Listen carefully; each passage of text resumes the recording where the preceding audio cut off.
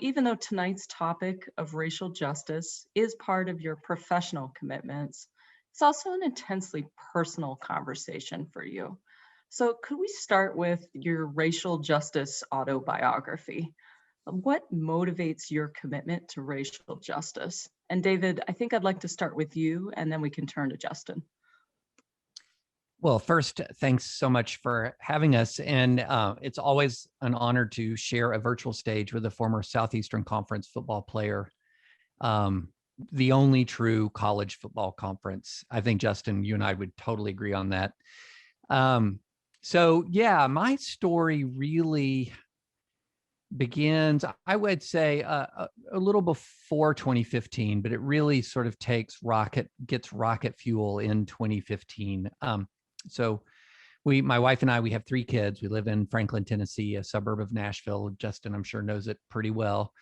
And we have 3 kids. 2 of them are biological. 1 is adopted. Our 2 biological kids are in college at the University of Tennessee. Our youngest is 13 years old, and she's adopted from Ethiopia.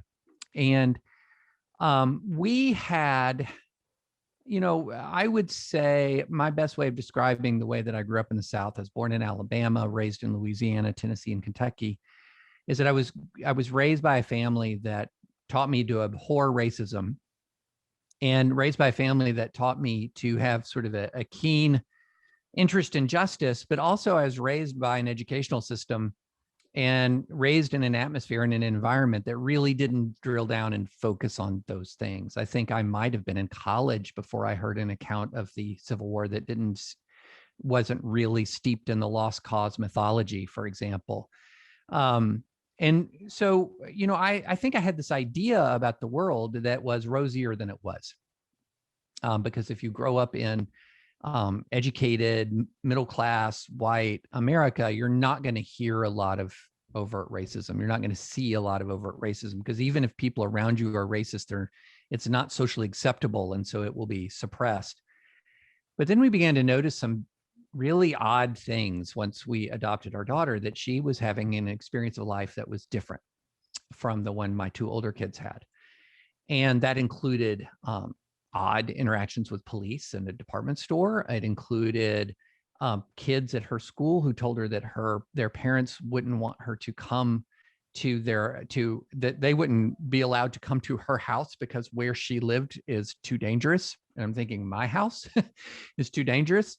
But you just began to notice these things that people would single her out as not belonging in places where she clearly belonged, and you begin to see these sort of everyday incidents. But then in 2015, when my wife and I very publicly criticized Donald Trump, what happened next was just unbelievable.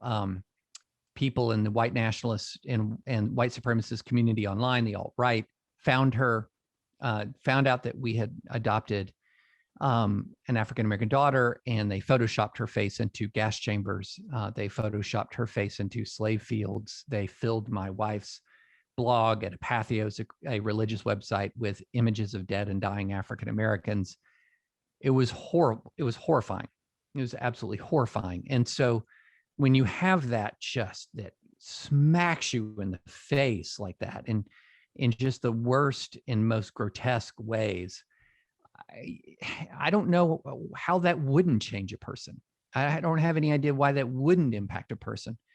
And then, at the same time as that's happening, you're beginning to see things like the shooting of Philando Castile.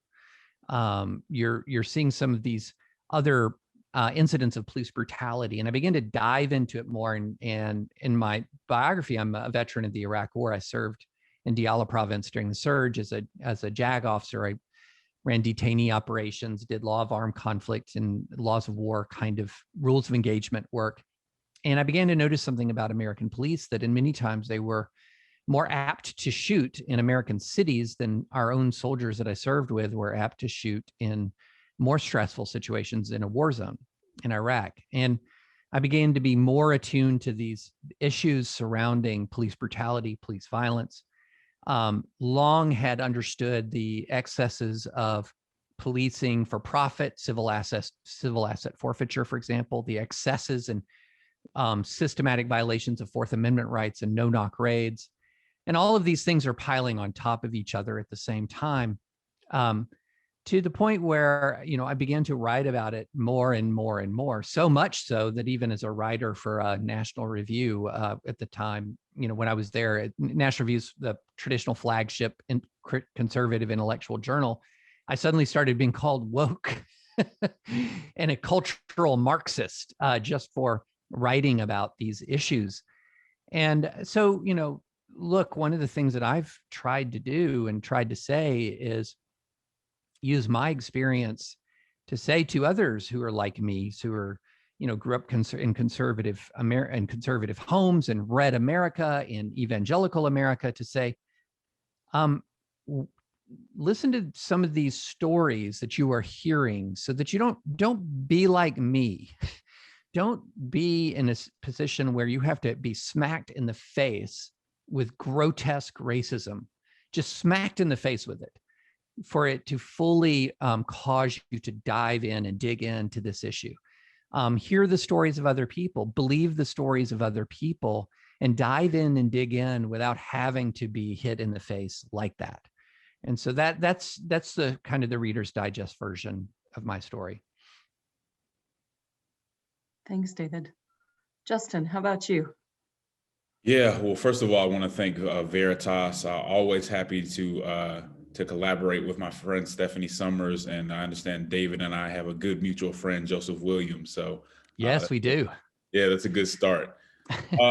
Autobiographically for me, I think I would have to start with being the grandson of a civil rights era preacher. And my grandfather had a significant impact, really just on my perspective. Social action was always part of a faithful Christian witness. There was no dichotomy between personal piety and social action. And I think my mother, his daughter, had the same spirit. I remember one time, just to give you a story, my mother had come up to the school. Something had happened with the administration or a teacher. They had done something really bad. I can't really remember what it was, to be honest.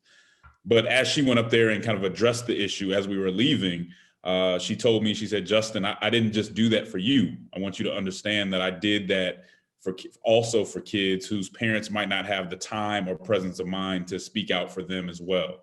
And so that the next time that somebody in power mistreats somebody, they'll think twice about it. And that conversation and just that posture really shaped my view of the Christian ethic and the way that we should address justice and stand up for others. In college, I studied social policy, but very much went into the academic bubble, as we often do sometimes. When I graduated from law school, kind of transferred into that professional class bubble. But thankfully, as I moved to Atlanta, really got into politics, running campaigns and things of that nature, I had the good fortune to have some real grassroots mentors, some folks who have been in the community for years and years and years, that forced me back into the community, that forced me to understand that my academic credentials weren't enough to say that I understood the community, that there was work that had to be done and service that had to be done in the community to really understand.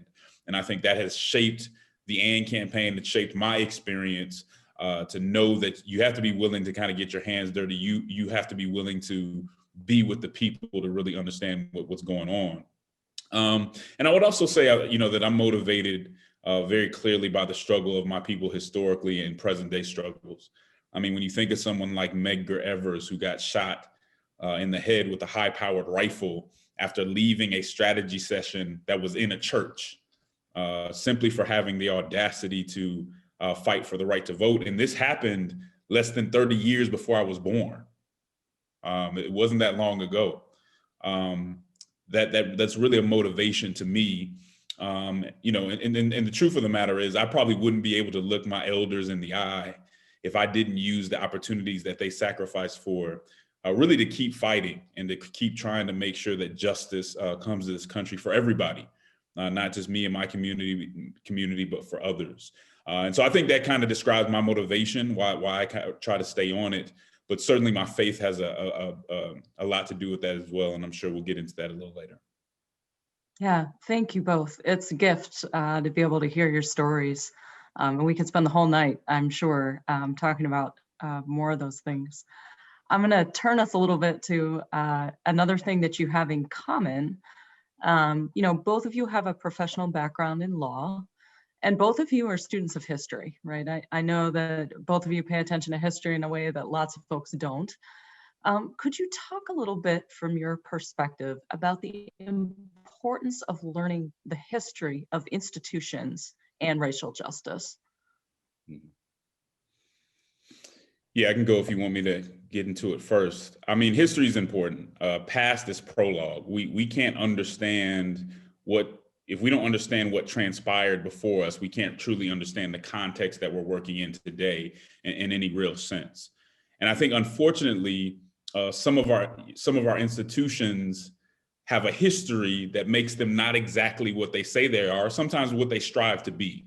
And we need to deal with those histories. We need to deal and account for that history in order to move forward in a healthy way.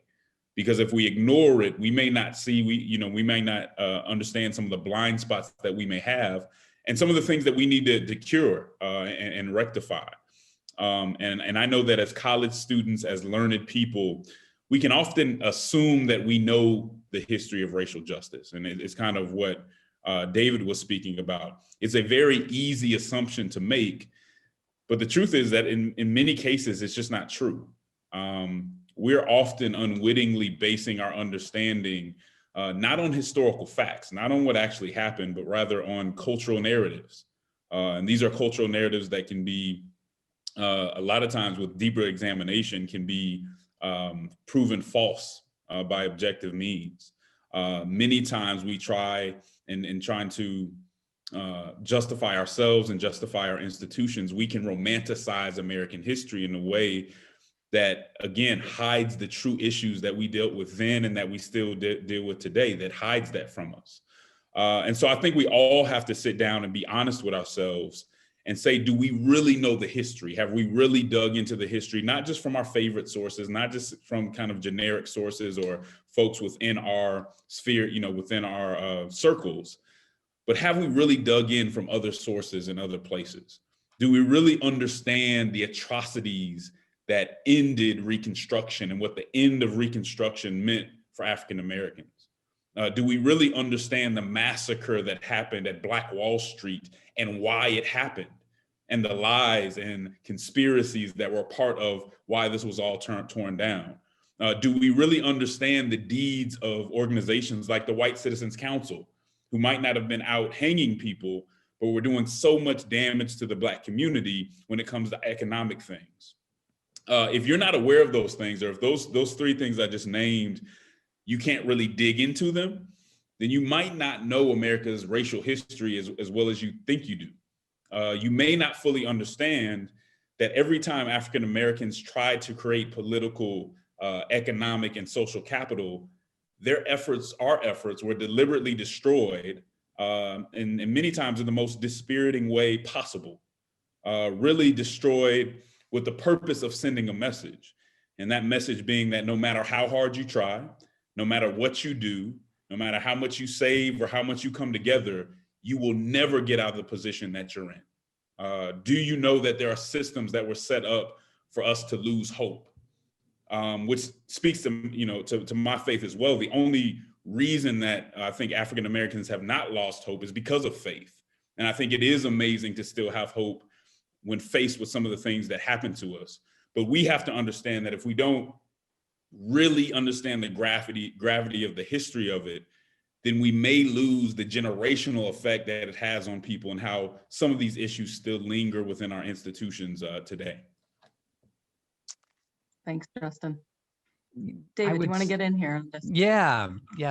I would say this. I would say that an understanding of history is indispensable. And you have to, let me back up just a bit. I think what you have to do is you have to try as much as humanly possible to walk in the understanding of American history free of competing partisan narratives about American history. And here's what I mean. I think there's an awful lot of people who try to make They begin with a partisan understanding and then work backwards from history to bend history to that partisan understanding. Like one of the things that we've been talking a lot about in the last, really since January 6th, is this phenomenon of Christian nationalism. Well, what is Christian nationalism? One of the things that Christian nationalism rests upon is a certain idea about American history that is incomplete at best and in some respects materially inaccurate. And I think that when we do walk back and we do look at American history, one of the things that it does is it begins to explain the present a lot. And so when I talk to groups about, especially more conservative groups about race issues, one of the things that I try to avoid doing are using words that are kind of contentious words and phrases in contemporary American political discourse. Like the phrase systemic racism has a kind of an academic accepted meaning in some circumstances and a highly contested meaning in other circumstances. And instead, what I'll say is I'll say something like this. What history demonstrates is that for 345 years, we had a legalized and sometimes legally mandated racial discrimination that was defended by violence for 345 years. So you have 246 years from 1619 to 1865, where slavery is lawful in parts of the United States. And then 99 years from 1865 to the passage of the Civil Rights Act of 1964. Do you ameliorate the effects of 345 years of sometimes legally mandated, certainly legally permitted racial discrimination defended by violence in 56, now going on 57 years of very contentious change?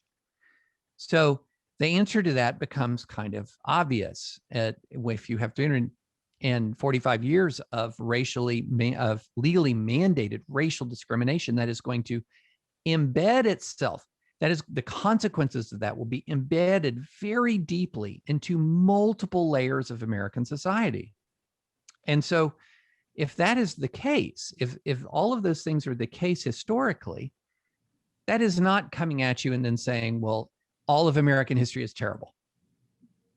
June 6, 1944 still happened. Americans stormed Normandy Beach. I mean, the values in the Declaration of Independence are still valuable. They're aspirational. The values in the Bill of Rights are still virtuous. Heck, many generations of those who fought for civil rights appealed to those values to make progress. They said, wait a minute, there's a huge gap between your stated values and the present reality. Can we close that gap?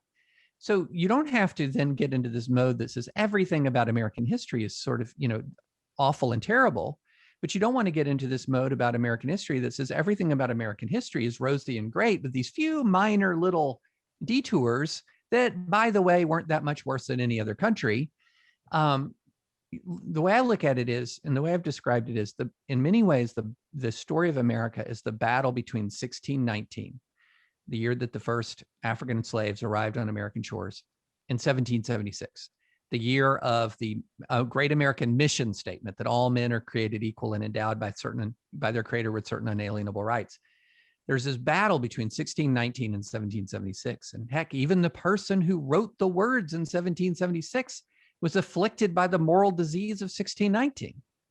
And so you have this battle between 1619 and 1776. And sometimes we make 3 steps forward and then we go 2 steps back and then another step back. And what Justin said, for example, about American history, I mean, nobody knows about the presidential election of 1876 and the compromises that occurred as a result of that disputed election that essentially took generations of Black Americans in the South and consigned them to Jim Crow. And so this is absolutely critical. And when you understand that history, when you understand those 345 years, when you understand the 56, now going on 57 years of contentious change, you realize we have work to do. We have work to do. You don't get rid of the effects of 340. And as a Christian, I believe that, I had a pastor of mine once said one of the mission statements of a Christian on this earth is to fight against the effects of the fall. And the deeply embedded effects of all of that racial discrimination defended by violence, that's a horrible aspect of the fall of man. And it's something that as a Christian, I feel compelled to address, but I often don't even know what to address without that history. David, you talked about the kind of effects of the fall, and really, the brokenness that we see as a result of that is part of what we see when we pay attention to history. You offered a theological frame, which I think is important. Could you both talk about how your own theological understanding drives you to the commitments that you've made to racial justice? Sure. I think that the first thing that we have to see, especially for people that have a high view of Scripture, if you go through the Scripture, it is very clear that there is a justice imperative. When you look at the prophets, Jeremiah, Isaiah, Amos, Micah, and so on, they are very clearly calling for justice in the social context. And actually, if you look closely, they are presenting a lack of justice or God's people not being involved in justice as a breach of covenant. It's not just, we like to, some people times we like to just point out sexual immorality or, idol worship and those things. Those things are important and they were there too. But it was also partiality in the courts. It was also the treatment of the poor. And so I've said this before, I think it's almost biblical illiteracy to be able to read through the Old Testament and not see a call for social justice, whatever you want to call it. There's a call for justice in the social context. And I think we really need to pay attention to that. Not just that, but we can look in the New Testament. We look at James, we look at Jesus and Luke, talking about the poor, talking about justice. And it's something that Christians can't ignore. It doesn't have to be and shouldn't be separated from personal piety, from the Great Commission of us going out and making sure that we're preaching the gospel. These are things that go together, and we know that our works don't save us, but they are indicative oftentimes of what's written on our hearts. Now, in knowing that there is a justice imperative for the Christian, we do have to make sure that we're pursuing justice within a biblical framework, because we have a tendency, because of the fall, we have a tendency to distort what God has defined as good and kind of redefine it for ourselves for our own flawed purposes. So without a biblical frame, justice sometimes no longer is about just kind of maintaining a standard of treatment based on human dignity, but it becomes about being a tool of expressive individualism, being a tool of the sexual revolution, being a tool of vengeance. We know that we should know that these are distorted conceptions of justice, because, something can't be just. If something isn't righteous, then its promotion isn't a matter of justice. But unless we have the correct frame, unless we have the right moral anchor and understanding of a full kind of biblical justice, we can really miss that and be led in a lot of different directions. And we see it all the time, even with some Christian influencers not having the right framework. But again, we do have to be clear that the Bible gives us a justice imperative, and it's not enough just to say, I'm not being unjust, right? Justice is not a lack of injustice. Justice is something on its own. It has its own substance. It has its own form, and it's active. And we need to be making sure that we're deliberate about trying to cure things that are within our sphere of influence. I think a lot about Micah 6:8, which I think it's not just a what, it's a how about Christian engagement in the public square. Not in other words, it's not just what should we do, but how should we do it? And it says, what does the Lord require of you, O man? What is good? It is to act justly. This is exactly what Justin was just talking about. Act justly. That's an affirmative obligation, but is also to love kindness or love mercy, depending on your translation, which we often, and we see this today all the time online and elsewhere, that when we are seeking justice and we're acting justly, we're often self-righteous and harsh and unforgiving. I was listening to a podcast recently, and Michelle Goldberg from the New York Times said something that has stuck out to me for weeks and weeks and weeks. And she said, there are movements in this country that are more interested in finding heretics than seeking converts. And that has really stuck with me. And part of the whole notion of loving kindness and loving mercy is that you are seeking and to embrace people. You're not seeking to repel, you are seeking to embrace. So you're acting justly, you're loving kindness. And then this last one, walking humbly. Again, in this era of, I know what's right, I know exactly how to achieve what's right. And if you don't agree with me, you're a complete idiot, or worse, a bigot or a hater. Walking humbly is perhaps the most countercultural of the three prongs. One of the things I think that is incredibly powerful is to walk into a room where people are wrestling with an issue, such as how do we deal with, for example, I mean, it's like peeling an onion of difficulty. How do we deal with, for example, taking the issues I know the best, dealing with, for example, systematic violations of the Bill of Rights in marginalized communities in the US? How do we walk in and say, how do we fix this? And one of the things to say is to open with is, this is hard, and I want to learn. This is hard, and I want to learn. And I think that you walk in like that, especially if you're somebody coming from outside a community into a community. I might have a lot of knowledge about Supreme Court case law, for example, about unreasonable search and seizures and how that applies to no-knock raids and the exclusionary rule and the stand your ground laws and all of the legal factors that went into the killing of Breonna Taylor in Louisville. I've never been on the receiving end of a no-knock raid. I've never been in a neighborhood where no-knock raids are common. If I'm going to be talking to anybody in communities that are most directly affected, one of the first things I have to do is just listen. Just got to hear it, instead of walking in and thinking, I have figured out justice, I shall now implement justice, and you shall thank me, which is the way a lot of us approach the political engagement in the public square, when it should be, I want to act justly. I want to learn how to act justly, and I want to embrace and love people in that process. And I think that is an incredibly countercultural approach, which is that Micah 6:8, these interlocking obligations. We can't have one without the other, and it's incredibly countercultural to a American political and activist culture that often soaks its justice in self-righteousness and soaks its self-righteousness in unforgiveness. Great. Thanks to both of you. That's, I think, really helpful and kind of shifts us to the next question. I do want to let folks who are watching formulating your questions that this is going to be my last question, and then I'll be turning to your questions in the chat.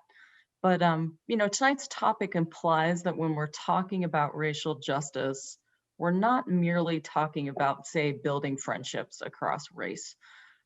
So could you talk a little bit about what the differences are between the needed changes in the different types of institutions? So government, university campus, the church, and what's like one thing that students can do to advance racial justice in each of these institutions? Justin, why don't you start? Sure. I think whatever we do, it has to be deliberate. We have to make sure, sometimes we think as long as we're nice and we smile a lot and we say the right things, that's enough. But it's not enough. And for a lot of the reasons that we've already named today, there were deliberate efforts for many, many years to hold people back based off of their race. These things were in our laws. They're going to have an impact on our attitudes, on our systems, and our institutions. And we have to be deliberate about going about them. And that's one of the reasons that the kind of why we would like to get maybe to a colorblind, so to speak, place, we're not there. And I think it's wrong to pretend that we're there. If I were to break your leg over and over again and then say, hey, let's start over, everything's good. It's like, well, I have a limp for a reason now, right? Because you can't act like that's not there anymore. So we want to make sure we do that. I think when it comes to the law, when it comes to government, we really have to use policy. Policy is a place where we can make changes to make sure that we're looking at some of the disparities that are there. It hit us right in the face during the crisis, how African Americans, due to healthcare disparities, were passing away at a higher rate than everyone else. That should say something to us. I mean, we shouldn't be able to just look over that, but there are policy fixes to some extent to those things. And so we have to do the hard work of coming together to make that happen. And again, as David said, pulling ourselves away from these partisan narratives, pulling ourselves away from these ideological kind of tribal narratives, and really focusing in on the facts, the history, and what's going on now. And then also just greater principles. So I think that's one way to get about it in government. For students, when it comes to education, one of the things that I will keep yelling, don't be a part of it. It's great to be in school, enjoy what you're doing, but you don't have to stay within the bubble. You can go out and you can reach people within your community, and you have some time on your hands to actually learn about the things that we've been talking about, to actually learn about Reconstruction. I mean, read some books on Reconstruction. There's a great book called Capital Men that talks about what happened in Reconstruction and how things like states' rights were used as a reason for folks in the North to pull out of the whole conversation about Reconstruction. And basically people saying, you're violating our states' rights by not allowing us to hang people and trying to police what we're doing. So there's a lot of ways in education that you can learn about it. You can bring in speakers, as you guys are doing now, to have conversations about it. And you can look at the policies. You can look around you and who are in your groups. Do you have study groups? Are you inviting people in? Are there people in your dorms who don't feel like they're a part of what you're doing? These are things that make people feel included. And you can always look for opportunities to make people feel included, to bring them into conversations that they might not have been in before. And that goes a long way, sometimes more than you even know. So there's a lot of different ways to go about it. I think when it comes to the church, it is very much a spiritual matter, but we have to be deliberate about it and make sure that we're also covering the practical issues there. Have you ever been under the leadership of a person of color? And if you haven't been under the leadership of a person of color, why is that? Is there a reason for that? Are you willing to do that? Are you willing to take that instruction or even take that correction from someone who does not look like you, who may take you out of your comfort zone? But I think one of the biggest things that we've been trying to do with the AND campaign is our Prayer and Action Justice Initiative, where we're telling Christians is that, hey, it's not enough to just have the kumbaya moments. It's, fellowship is great, coming together is great, but at the end of the day, it's going to come to actions and actually the sharing of resources. So coming out of your comfort zone and actually advocating for policies like juvenile justice reform, which is something we're working on with Stephanie's organization, to say, I'm not, my public witness isn't just about me. It's about the people around me. It's about my brothers and sisters of color and others, to bring them up. Until we can come together and advocate together and share resources, it's going to be very hard to bring about the racial renewal and racial reconciliation that we need within the church, so that we can model that to those outside the church. You asked a fantastic question, and one of the things that I think is,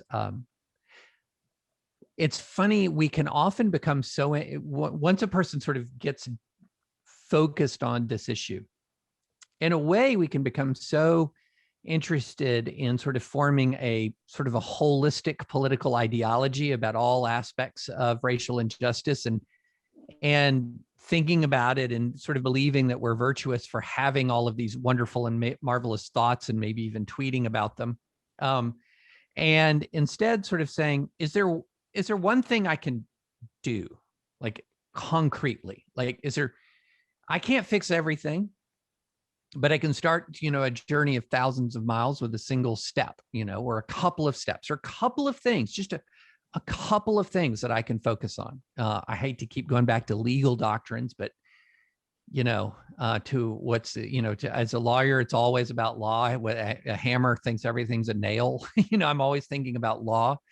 So, one of the things that when people come to me and they say, how can I focus my concerns about for example, this big issue of policing, big issue. Well, I say, well, why don't you start with one issue?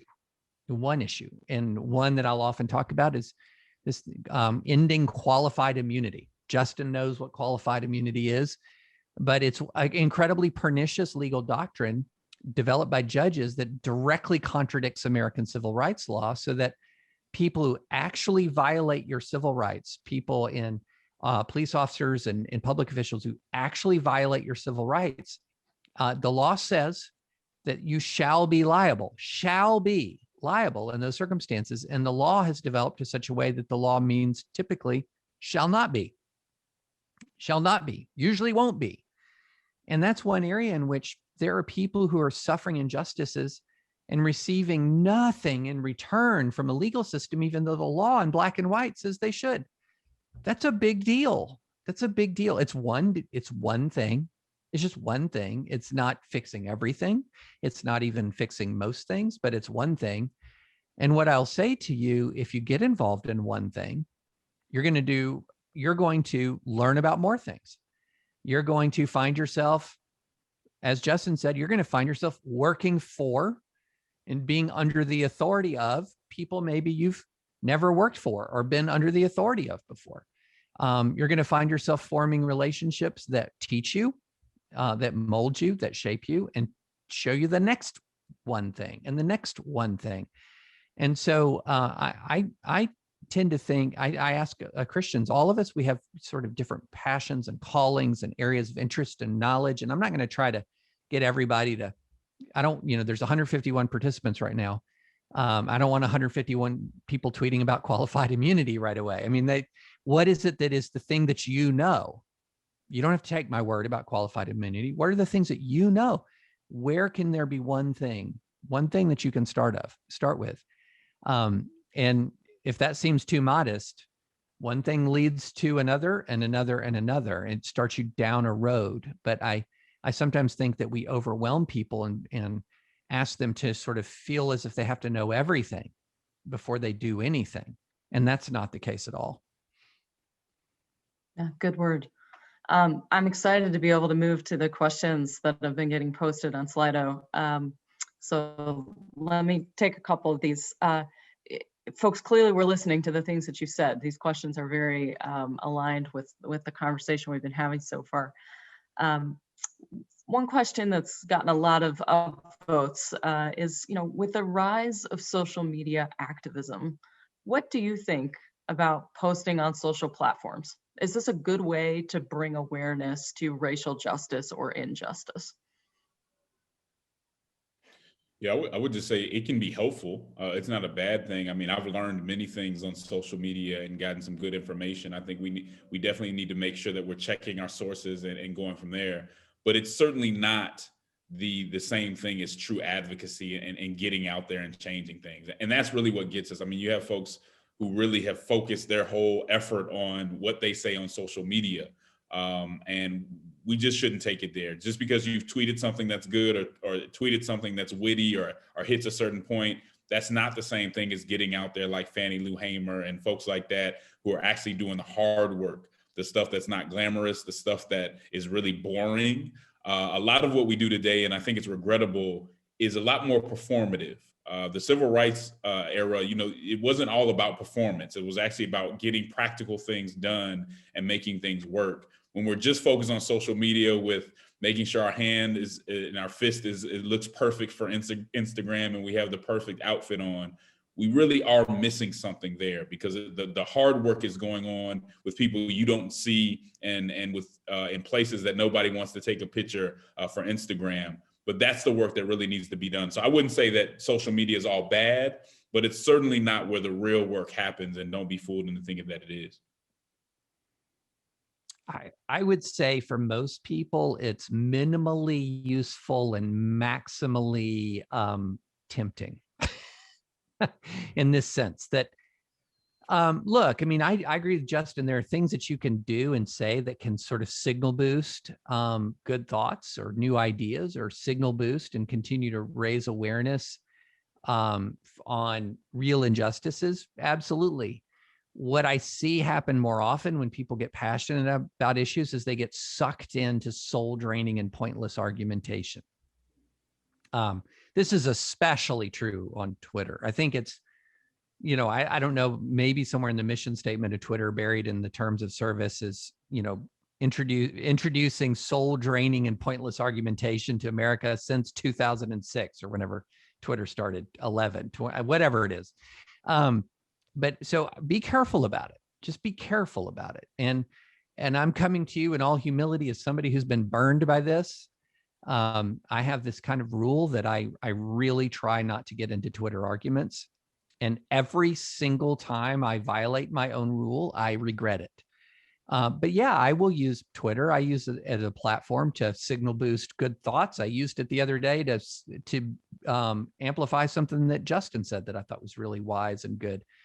I try to use it as much as possible as an instrument of encouragement of good ideas. I try to be more selective in when I'm going to call out bad ideas, because that's the whole culture of the place. But yeah, I mean, Justin's absolutely right. That's a spare time hobby if you got an extra few minutes kind of thing to do. It is not a object or focus of what you do. And it shouldn't be. And maybe one day, if you build up a huge Twitter following or Instagram following, then those words will have resonate far beyond you and really adjust and influence arguments. But there's a lot of people who spend a huge amount of time on social media to an effect that you can't measure with an electron microscope. Whereas if you get involved in a local community, like with a local school district, with activists dealing with a local police department, you can actually get stuff done, because the number of people who actually get off their rear ends and do something is really small. Really small, and you can be a major force multiplier in your community and irrelevancy on social media. Yeah. Great, thanks. Okay, so I want to move into another one. We had some students give us some questions ahead too. So this one, is asking about political ideology in the church. So, the question is, do political ideologies in the church influence or inhibit the pursuit of racial justice? Yes. Yes to both. Say more. I would say this. I think that one piece of advice that I have to students is don't shun political involvement. That is an instrumental way of acting justly. It's an indispensable way of acting justly. There are many ways to act justly, but don't shun political involvement just because you've seen political involvement be toxic. But what I would strongly urge people to do is shun what I call the partisan mind. In the partisan mind, it means I've put the red jersey on or I've put the blue jersey on, and everything that flows from my engagement is either to advance the blue jersey or the red jersey. And in that circumstance, I'm just going to tell you all what you're going to sign on to. What you're going to sign on to if you sign on to the partisan mind is something called package deal ethics.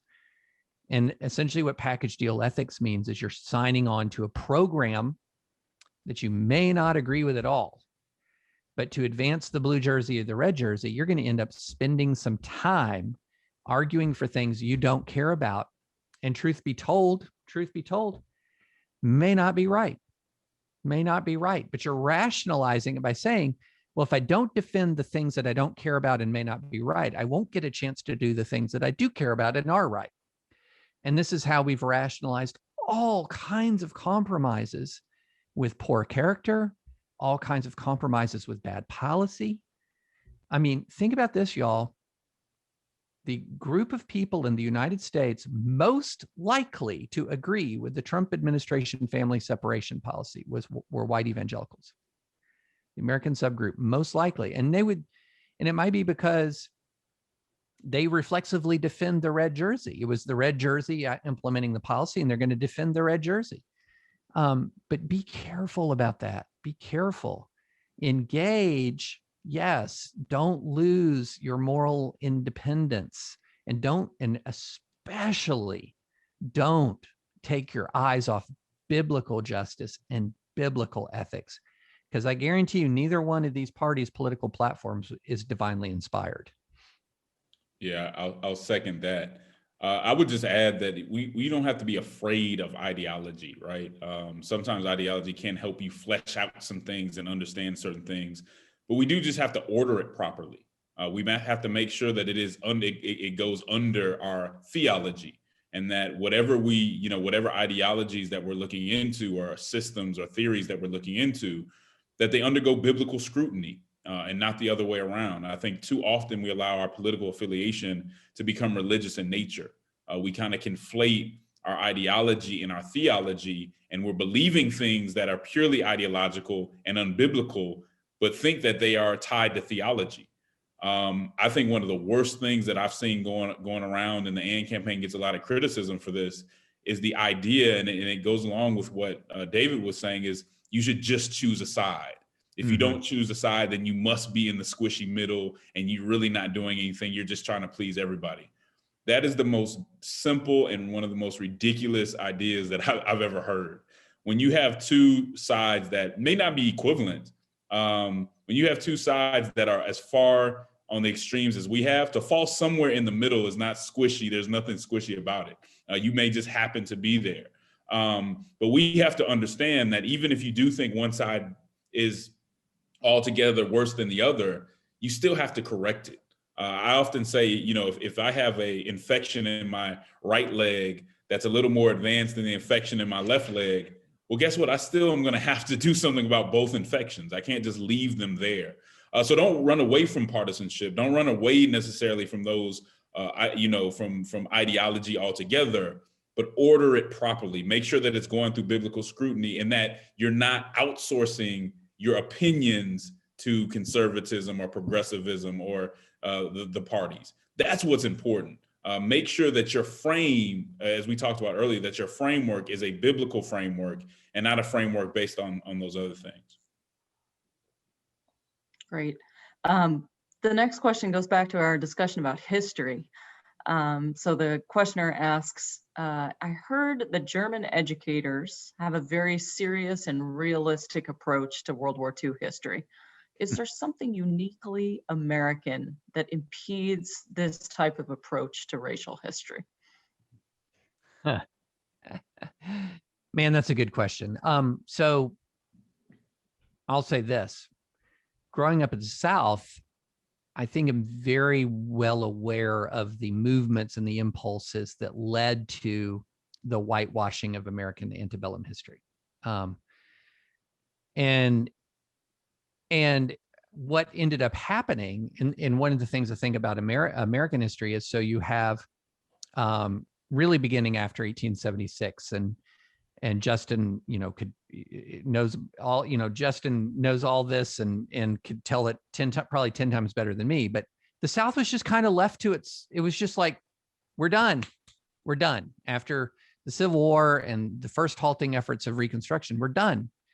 And so in essence, the power structures that were in place prior to the Civil War began to return and came back in force. And so, there's this old statement that history is written by the victors.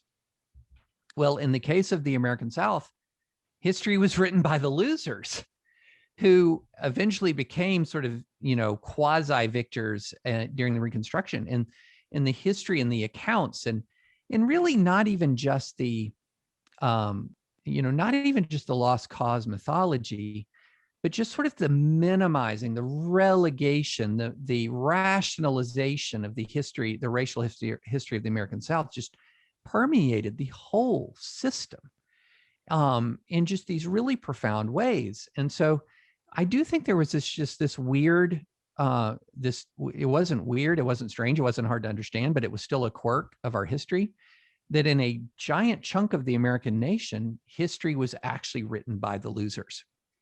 And it was written by the losers of the Civil War. And that has infected an awful lot of American history, in part because the losers of the Civil War also happen to be the most obsessed with the topic. much of the North, as you know, immigrants came flooding in to the United States with no history with the Civil War at all. We're moving on. We're moving on. And there was a region that was not moving on. And there was a region that was very, very focused on this. And this is one thing that I think has some sort of partial explanation for this, but it is an interesting quirk. Yeah, I'm no German history expert, but I think there was a reckoning there after, with World War II and all that. There was a very clear reckoning and having to deal with the mistakes that were made. To just add to what Dave was saying, I don't think there was a full reckoning in the South. It was started with Reconstruction, but then that ended prematurely and actually took several steps back. And the South was just kind of allowed to do whatever they wanted to do. Folks who were supposed to give their properties up got their properties back. Folks that weren't supposed to be in office got to take their offices back, whether the majority of the people in the district would have voted for them or not. There just wasn't a full reckoning, which goes back to what we were talking about earlier. We have to deal with the histories of our institutions. We have to have this racial reckoning, not to stay there forever, not to just place the blame, but to really deal with what happened so that we don't get in a situation to where we can't move forward because we haven't really dealt with the issues in whole. And I think that's part of, without knowing all the history of Germany, my guess is that might have something to do with it. Great. I'm going to give you each 30 seconds to answer this last question because I think it's a really important one, but we're almost up against our time.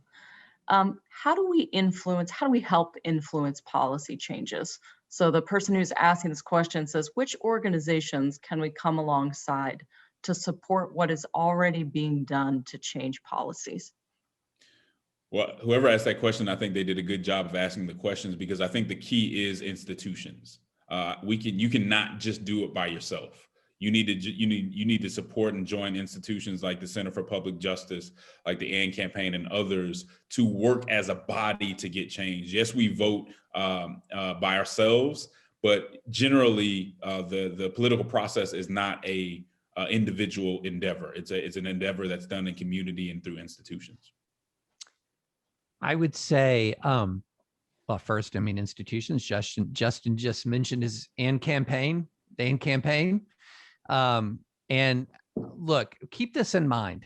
A lot of us have our gaze fixed on Washington, D.C. It's easy to understand why you would have your gaze fixed on Washington, D.C. I mean, it's a powerful central government, has immense amount of influence, but you're going to have the least influence in Washington, D.C., and you're going to have the most influence down the street. And don't take your eyes off of that fact. And you can change lives getting engaged with the institution down the street. You can be part of a big movement in DC. And I'm not saying don't neglect DC, forget about DC, don't think about DC. But I'm saying if you want to focus on real change, just remember you're going to have very little influence there and you can have a lot more here. And there's this old statement that pastors use that 20% of the people do 80% of the work. I think that's overly optimistic. I think it's like 10% of the people do 90% of the work. And if you can resolve to be one of those 10% in whatever institution you get involved in, you're going to have influence in relatively short order beyond what you anticipated.